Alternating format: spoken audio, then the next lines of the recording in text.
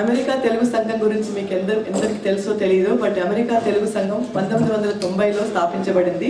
అప్పటి నుంచి అంచెలంచెలుగా ఎదుగుతూ తెలుగు వారి హృదయాల్లో ప్రత్యేక స్థానం సంపాదించుకుంది. సో అమెరికా తెలుగు సంఘం అంటే మీకు తెలిసింది ఓకే, 2 సంవత్సరాలకు ఒకసారి చేసే మహాసభలే అనుకోవచ్చు. బట్ అమెరికా తెలుగు సంఘం మహాసభలు కాకుండా 2 సంవత్సరాలకు ఒకసారి వచ్చే మహాసభలు కాకుండా ఇంకా చాలా కార్యక్రమాలు చేపడుతుందండి. ముఖ్యమైన అందులో ఒకటి ఏంటంటే అమెరికా తెలుగు సంఘం ఫౌండేషన్ అని ఒకటి ఉంది. ఫౌండేషన్ అంటే ఇప్పుడు మనందరం ఇండియా నుంచి వచ్చిన వాళ్ళమే కదా, అక్కడ మన ఊర్లో ఏదన్నా బాగుపరచాలనుకుంటే, బడి ఉందనుకోండి, గుడి ఉందనుకోండి, ఇంకా ఏదైనా సహాయం చేయదలుచుకుంటే, ఏ విధమైన సహాయం చేసుకుంటే ఆటా ఫౌండేషన్ ద్వారా మీరు విరాళాలు అక్కడికి పంపిస్తే మీకు ఇక్కడ ట్యాక్స్ డొనేషన్ వస్తుంది. సో అదేంటంటే పెద్ద పెద్ద ప్రాజెక్ట్స్, మెడికల్ కాలేజీలు కూడా పెట్టిన వాళ్ళు ఉన్నారు ఆటా ఫౌండేషన్ ద్వారా. అట్లా అని గుడి కట్టిన వాళ్ళు ఉన్నారు, వాళ్ళ గ్రామాన్ని బాగుపరిచే వాళ్ళు ఉన్నారు, బడికి పుస్తకాలు అవన్నీ చేసే వాళ్ళు ఉన్నారు, బడి కట్టించిన వాళ్ళు కూడా ఉన్నారు, బడికి తరగతులు యాడ్ చేసిన వాళ్ళు కూడా ఉన్నారు అన్నమాట. అట్లా ఎన్నో కార్యక్రమాలు ఆటా ఫౌండేషన్ ద్వారా జరుగుతుందండి.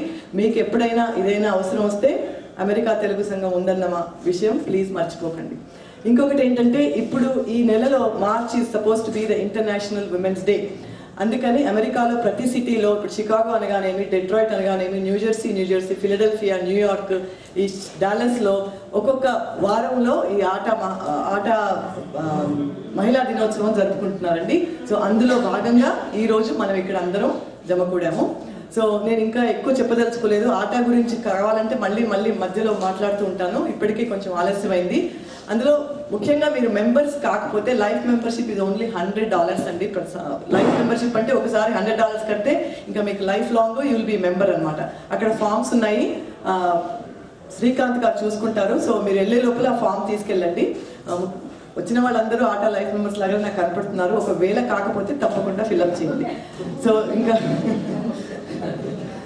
సో ఇంకా టైం వేస్ట్ చేయకుండా I would like to introduce ఇవాళ మన సమన్వయకర్త ఎంసీగా డాక్టర్ నళిని.